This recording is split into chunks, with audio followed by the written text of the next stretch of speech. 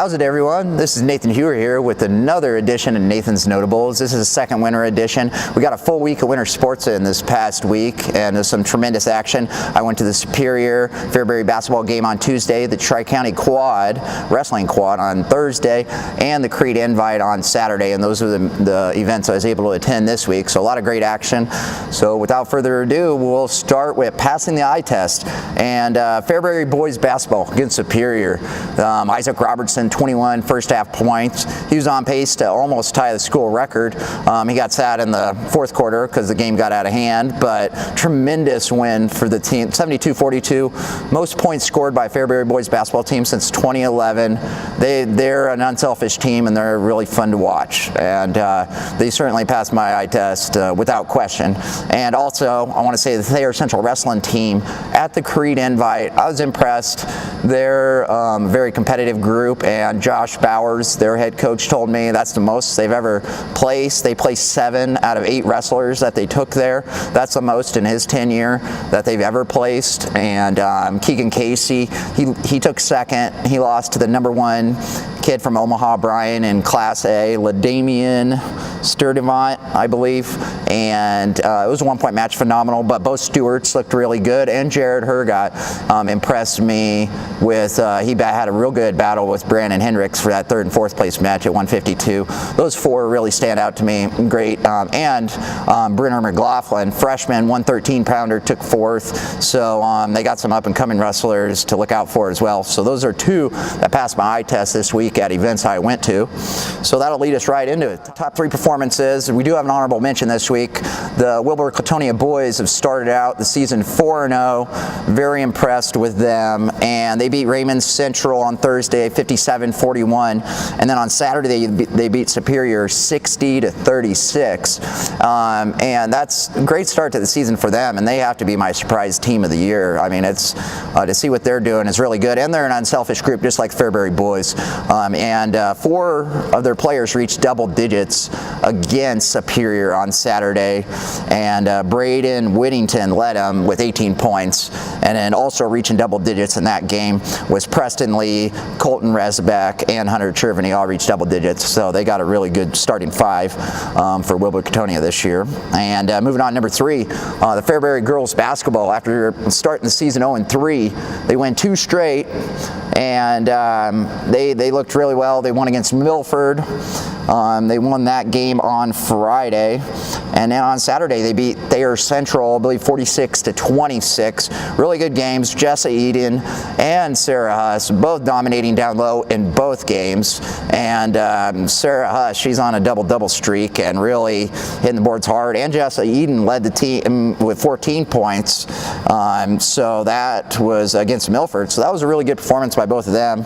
And you know, that's that half-court offense is coming in its rhythm now, and Lyle Thompson is getting his system implemented, so I expect, even though they lost double overtime to Centennial last night, they're going to be a team that only gets better as the season goes on with the first-year head coach. So be on the lookout for Fairbury girls basketball team. And then number 2, our Jeff Nation athlete of the week, Seth Vermonic.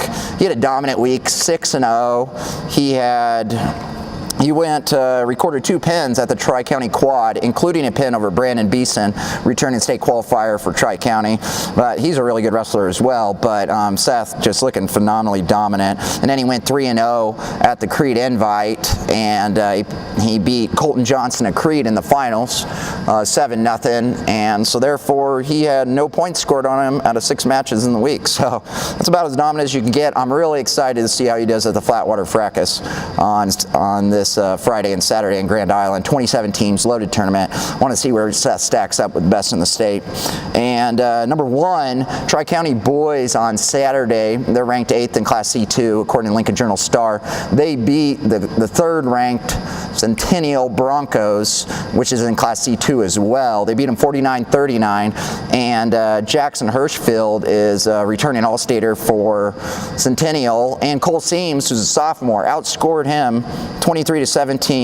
Seams shot 46%, Hirschfeld shot 26.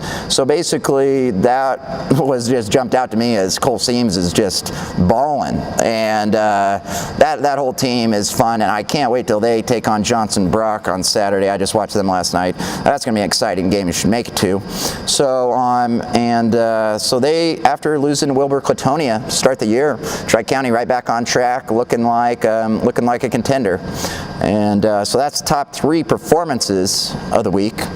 Now we're moving on to my favorite picture of the week, and this is a picture that I took at the Tri-County Quad. And Colton Rowlett, he's a transfer from Texas, at least that's what Corey Schweitzer told me, at the Wrestle-Offs this year, and he's a 120-pounder for Fairbury. He got his first win of his career. It's his first year wrestling in his life, and he got the first win of his career at that Tri-County Quad.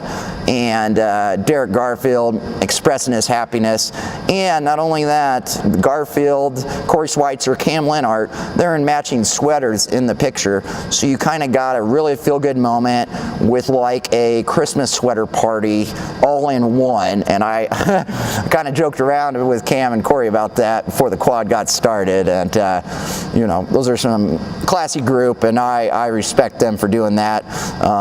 That was pretty cool to see that they were all dressed up sweaters like that, and Colton got his first win. So great picture there for my opinion. And so 3 contests to look forward to. We're going to start with number 3, Fairbury Wrestling, first year getting into Flatwater Fracas. I'm not sure if that's in their history, but this is the 12th anniversary of the tournament, and I was told they've been on a waiting list. They finally got into it. It's a 27-team meet in Grand Island at Heartland Event Center, 2-day event, Friday, Saturday. And like I said earlier with Seth, but I also want to see where the other top dogs on their team finish up. I'd like to see where Brandon Hendricks goes. I want to see Ace York, see where he's at. Carson York, another returning state qualifier. And also, you know, some of those young developing people. That's going to be some tough competition, but that could bode well come district time for him. So I think that's going to be a fun event. A lot of top-ranked wrestlers, top-ranked teams in the state there. And number 2, Wilbur-Clatonia duels number 5, Class D Amherst on Friday at Amherst.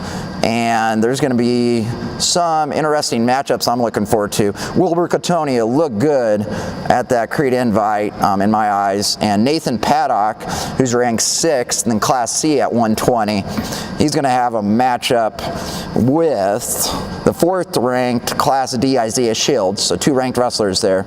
And then 4th ranked Class D Quentin Frank of Amherst is going to face Tommy Loken, which he didn't qualify for state last year, but Tommy looked really good at the Creed Invite, taking 3rd place. He beat Carson York for 3rd and 4th, who qualified for state and B, so he's somebody to look out for. So that's going to be a competitive duel between a decent Class C squad and a really talented, you know, Class D squad. So looking forward to it. And class number 1. The events to look forward to is Tri-County Boys Basketball versus Johnson Brock, who's the number 1 team in Class D2. And that's going to be on Friday, and that's at Johnson Brock. So going to be in enemy territory there, but I watched both teams. Johnson Brock beat Diller Odell soundly last night. They have a really good team. Cole Fossenberger, their state champ quarterback. Ty Hahn, they're probably the best well-rounded athlete. Really talented group, but you got firepower for Tri-County too. I expect that game to go 70s or 80s. I think that's going to be a shootout, but it's going to be a fun one to watch no matter how it goes. So that's my top event to watch for this upcoming week. And that should do it for this edition of Nathan's Notables. Thanks for tuning in.